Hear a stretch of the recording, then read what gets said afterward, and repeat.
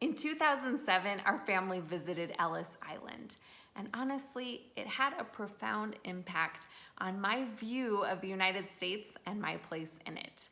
As I walked through room after room filled with the stories, accounts, and artifacts from immigrants who came through into our country, I was absolutely struck by an overwhelming feeling that nearly all of us in the United States are immigrants or children of immigrants. We are all here because someone gave us a chance.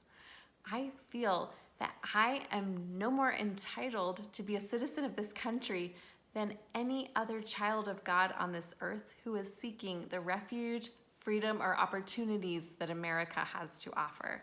With that, Ben's topic for today, immigration. Hi everyone, and welcome to the Ramble, a series of videos about the upcoming election and why it makes moral and economic sense to vote for Joe Biden. In this episode, I want to talk about immigration to the United States and how it affects our economy. And let me start out by just giving a few facts about immigration in the US over the last few years.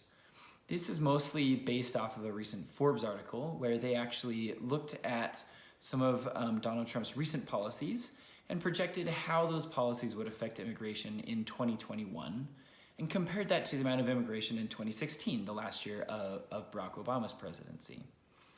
And their overall conclusion is that Trump's policies would likely decrease immigration by about 49% in 2021 relative to 2016. That's a drop of 600,000 people not being allowed into the United States.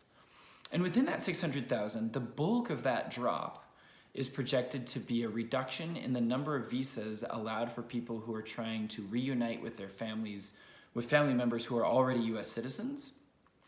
And also, that's projected to be down about 53%. And also a reduction in refugees, which are already down significantly and are projected to be down 71% by next year. So those make up kind of the bulk of the decrease in overall immigration to the United States. So those are kind of the facts. Now, how you interpret those facts depends a lot on your views on immigration, on whether immigration is good or bad for the economy, or what effect it might have on the U.S. as a whole. So I spent some time reading up on the academic literature about how immigrants might affect the U.S. economy, and in particular, in two ways. How do they affect employment and the labor market, and how do they affect crime? The idea that immigrants affect employment, basically the idea is immigrants come, they're obviously looking for jobs, and if they get those jobs, people worry that they're taking them away from native-born citizens. Which makes a lot of sense if your view is that the number of jobs in the United States is a fixed amount. But it turns out if you look in the data, there's very, very little correlation between immigration and jobs. And if anything, that correlation is positive, not negative, meaning when immigrants come, we actually see more employment for native-born citizens, not less. And the interpretation of that is the number of jobs in the United States is actually not fixed. They come and they actually create more jobs than they take. And that's essentially what most papers find. Now, the way that this works, I kind of separate this into two pieces. If you think of a highly skilled immigrant, maybe with an advanced degree, it's pretty easy to imagine how they might create jobs. They might start a new company, like Tesla or Google, which were both started by immigrants. They might file new patents or create new inventions, and those things go on to spur new businesses and spur job growth. And that certainly is borne out in the data. In fact, one really interesting paper that I read showed that immigrants, while they only make up 17% of the US workforce, account for about 30% of overall patenting in the United States. So they're doing far more than their share of the patenting in the United States, which kind of shows that they have this entrepreneurial spirit and that they really are sort of contributing to innovation and the dynamism of the US economy. Interestingly, though, it's also true that lower skilled immigrants who maybe have very little education also create jobs. And that's a little less intuitive. The way that this works is they come in and they are by and large doing jobs that US citizens don't want to do. They're doing jobs that are really hard, they're really hard work. And by doing that, they support a lot of industries that create jobs for native-born citizens. So for example, immigrants make up a lot of the workforce in agriculture or in construction. When we support agriculture and construction, we support general contractors, we support lumber companies and people who make power tools. On the agricultural side, we support the trucking industry, and we support grocery stores and food processing. And all of those things were sort of by building up the base of those broad industries, it ends up filtering up and creating jobs for other workers as well. And in fact, the evidence shows that the more immigration you have, the higher wages you see for native-born citizens as well.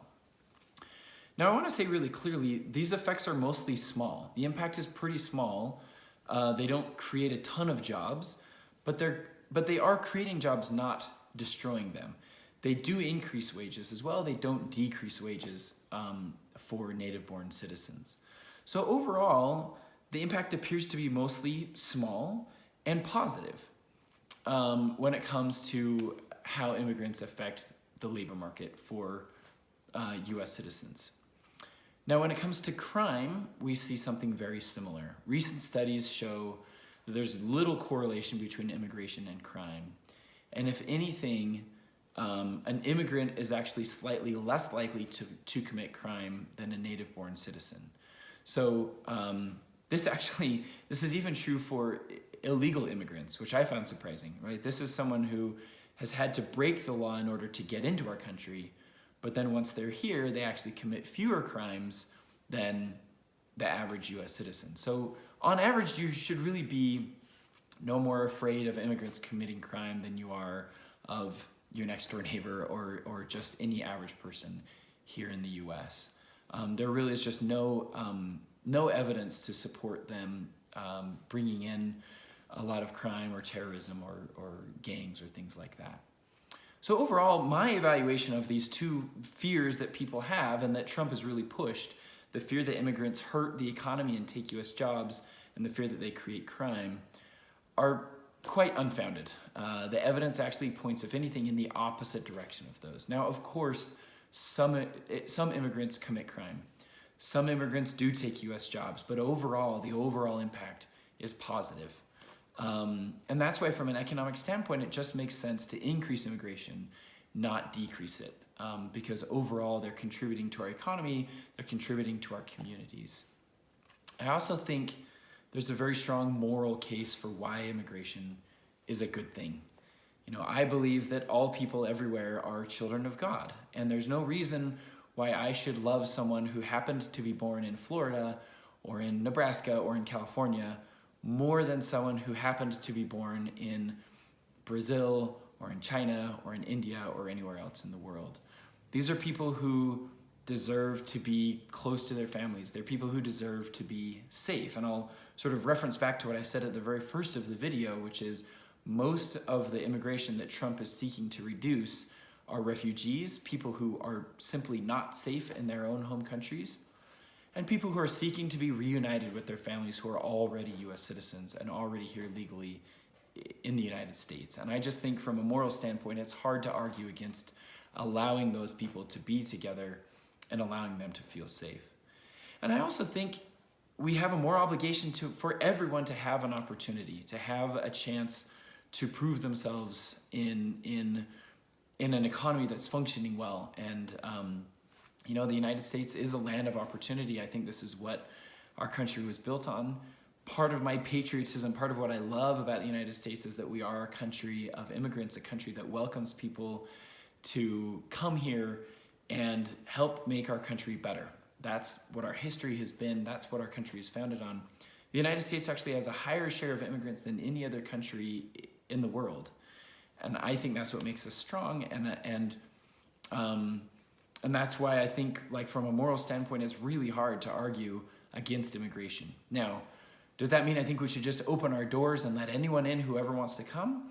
No, I think that'd be very disruptive. I think some screening is warranted. But if anything, we should have more immigration than we've had in the past, not less. And luckily, this is what Joe Biden is pushing for. He's not pushing for opening our borders completely, but he is pushing for us to go back to being a nation of immigrants and a nation who welcomes refugees and people who are seeking for opportunity. This is why overall I'm very much on Joe Biden's side on this issue of immigration, and why I will vote for him in the next election.